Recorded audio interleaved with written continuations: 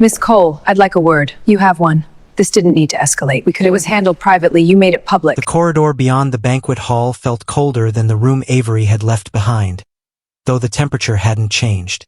It was quieter here, insulated from performance, from laughter and damage control. Sound behaved differently in these spaces. Footsteps echoed longer. Breaths were audible. Authority, stripped of its audience, lost its amplification. Avery walked at the same measured pace she always did. Not fast, not slow, exactly intentional. Behind her, the heavy doors of the hall opened again. The sound was sharp, wood against marble, followed by footsteps that were too deliberate to be staff. Avery didn't turn immediately. She didn't need to. She had already felt the shift in proximity, the tension that announced someone who believed the moment still belonged to them. Miss Cole. Avery stopped. The corridor was lined with portraits of former heads of state, faces frozen in expressions of confidence that had long since outlived their relevance. History framed the confrontation without comment. She turned slowly. The power broker stood several feet away now. No entourage, no aides, no protective laughter. Her posture was rigid, her expression carefully assembled, as though she were entering a negotiation instead of reckoning. "I'd like a word," the power broker said. "You have one," Avery replied calmly. For a moment, neither woman spoke. The silence was different from the one inside the banquet hall.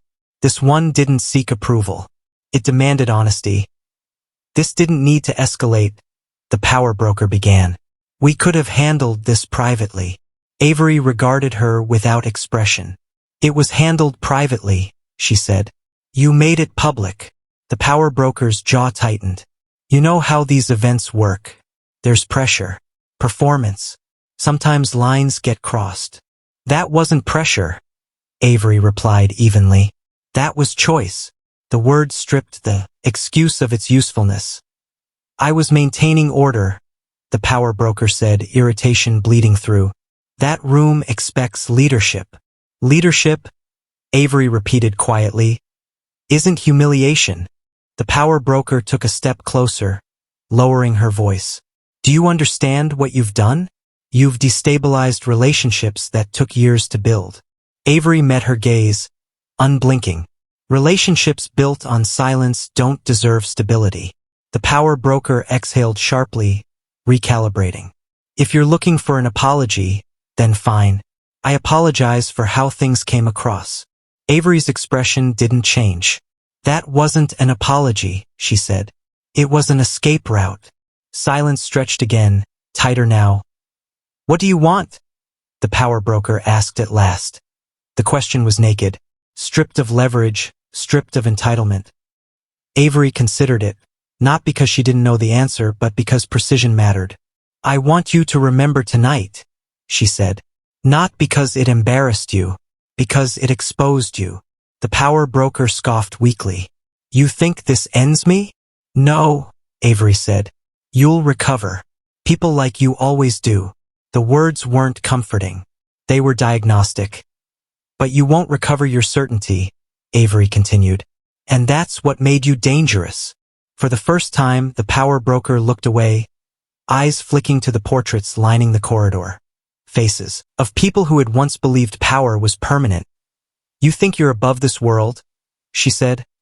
"I think I'm not dependent on it," Avery replied. Silence again. "This one final. If you walk away like this," the power broker said quietly, "you won't be invited back." Avery smiled then, not wide, not warm, but real. "I wasn't asking to belong." She turned toward the exit. "You didn't have to make it public," the power broker said behind her. Avery paused, hand on the door. "I didn't," she replied. "You did." She stepped outside.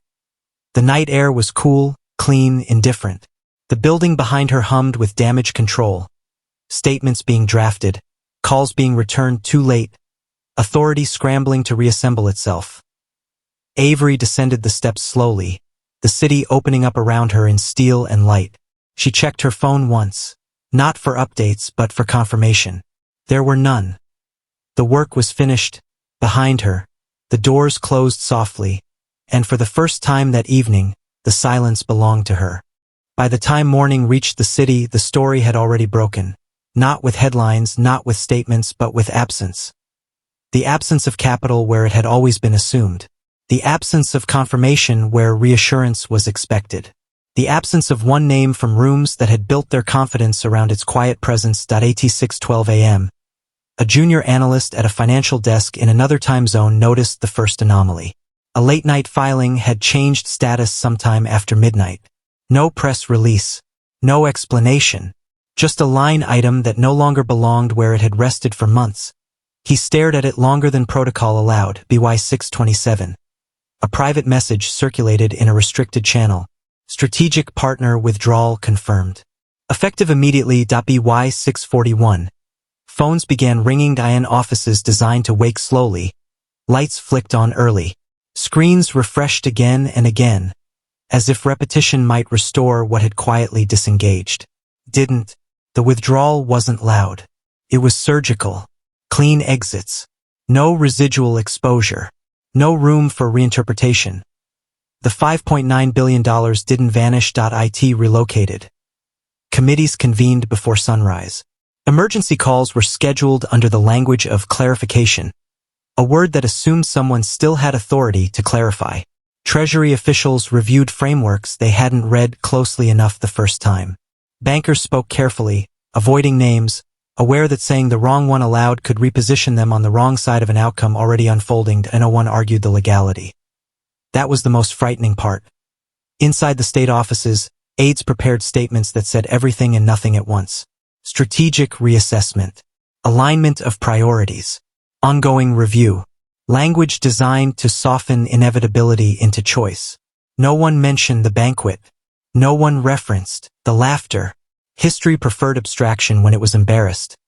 Across town, the power broker woke to a phone that would not stop vibrating.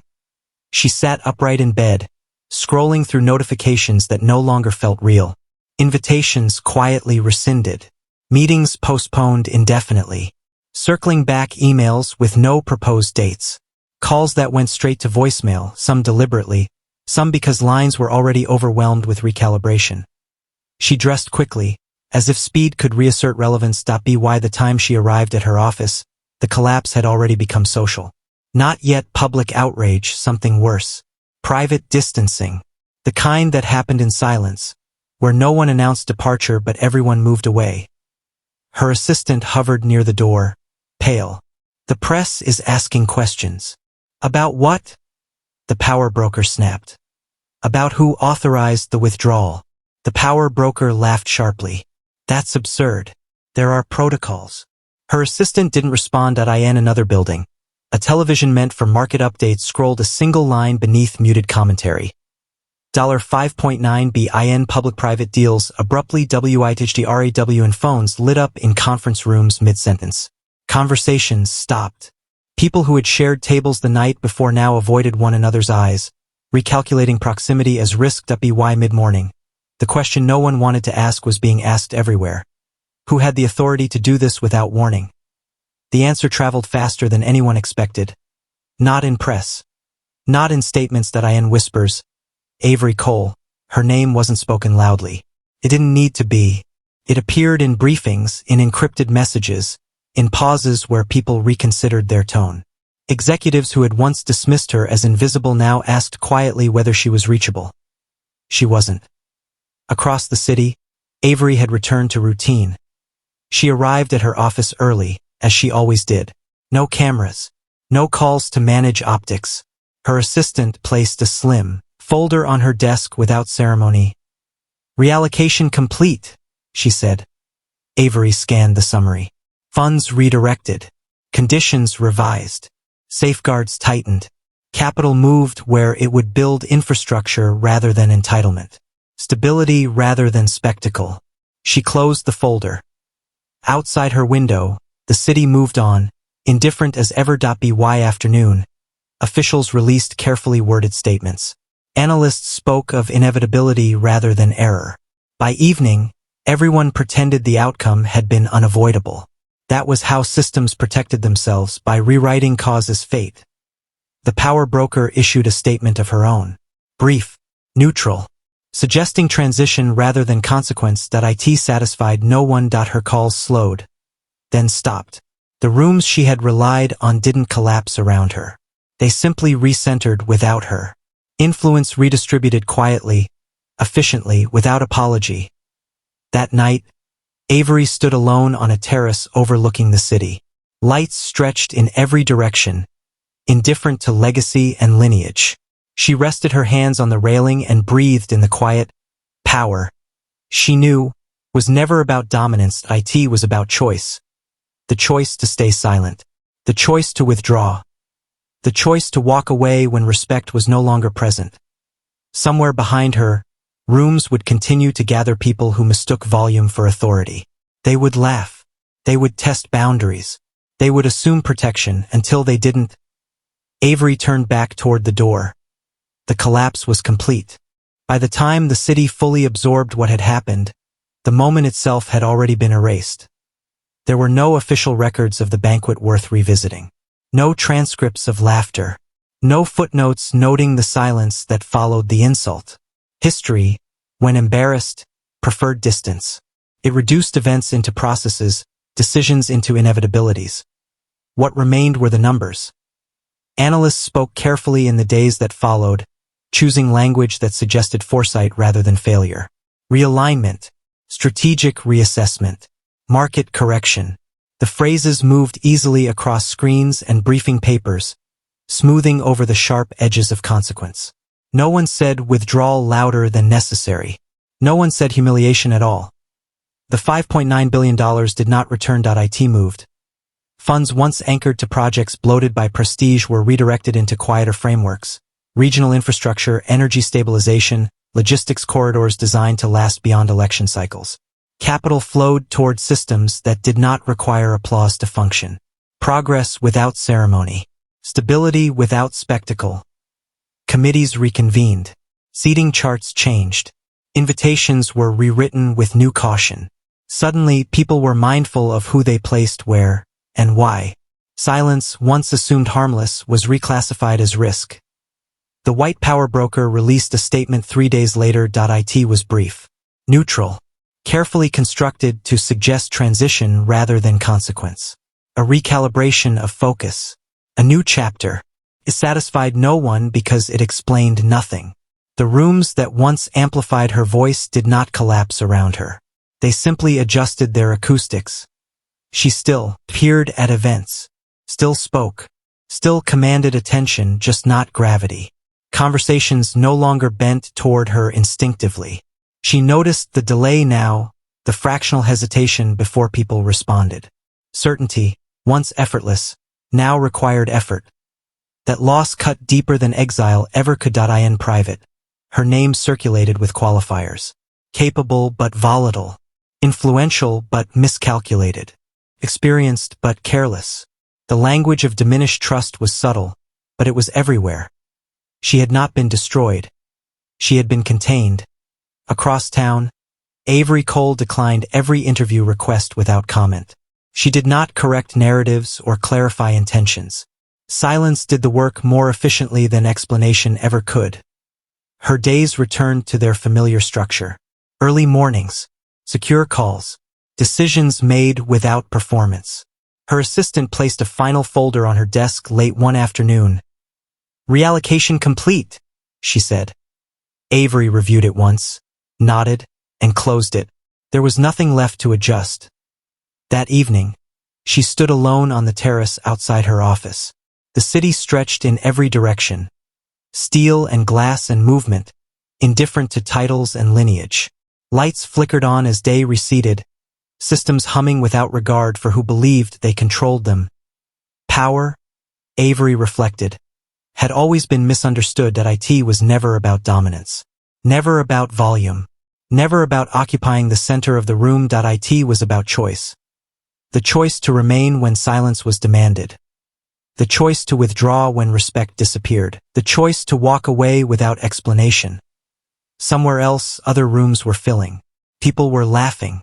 Assumptions were being made. Boundaries tested. They always were. The cycle did not end. But occasionally, someone remembered.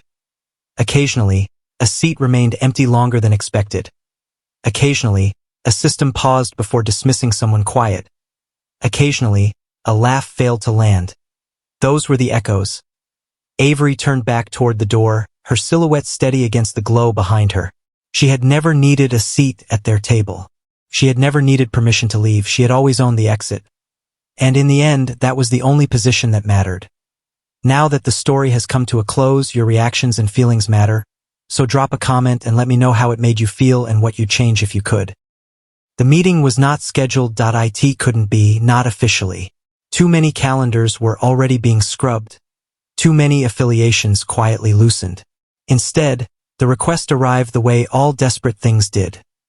Indirectly, cautiously, with language meant to preserve dignity where none was guaranteed. A brief conversation. Off the record. No staff. Avery Cole read the message once and set it aside. She didn't respond immediately. Silence, she knew, clarified intent better than refusal.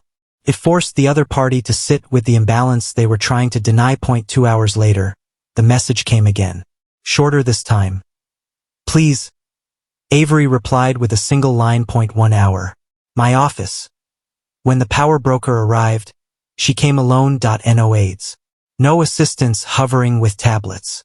No practiced smile designed to reassure witnesses. She looked smaller without an audience, not diminished exactly but unshielded. Authority, stripped of context, had a way of doing that. Avery's office was quiet, restrained, deliberately unadorned.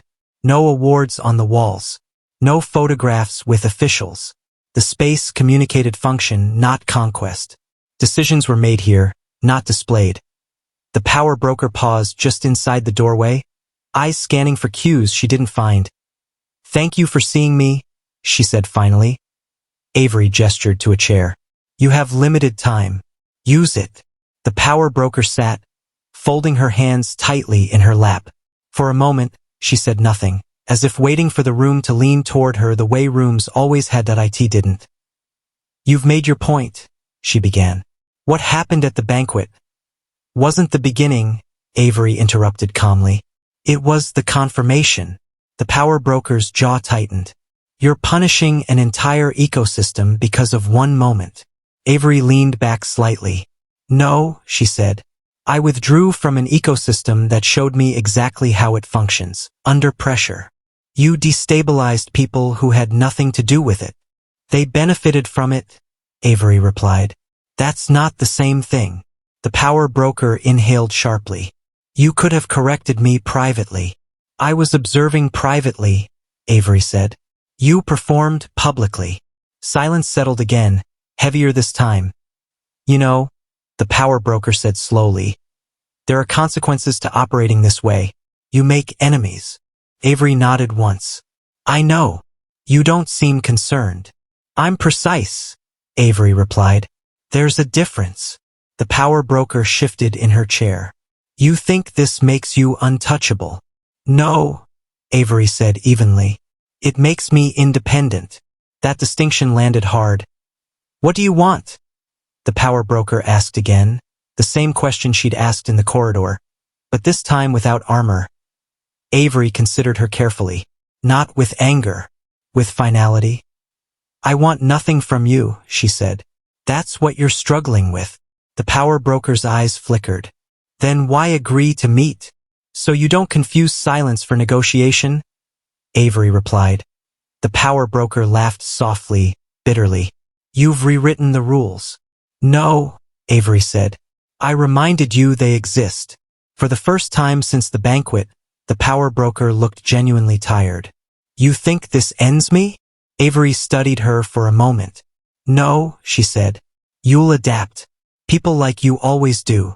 Then what was the point? Avery's voice remained calm. To remove you from decisions you treat like entertainment. That did it. The power broker stood abruptly, pacing once before stopping. You're not accountable to anyone, she snapped. Avery met her gaze. Neither were you. The words settled between them, exact and unmovable. The power broker straightened, pulling herself back together through muscle memory alone. This world isn't kind to people who refuse to play. Avery stood as well, signaling the meeting's end. This world survives because some people refuse to. They faced each other for a final moment. Two women shaped by power in opposite ways. One who believed it lived in rooms. One who understood it lived in exits. This isn't over? The power broker said quietly. Avery nodded. No, she agreed. But this part is. She opened the door. The power broker hesitated, then walked out without another word. When the door closed, Avery remained standing for a moment, listening, not to footsteps, but to the quiet afterward. The kind of quiet that followed decisions that didn't need to be revisited. She returned to her desk and pressed a single button on her phone. We're done here, she said. Proceed. Outside, the city continued its rhythm. Deals would be rewritten. Alliances would shift. New figures would step forward. Believing the system unchanged. It wasn't. It had simply been reminded where the real boundaries were.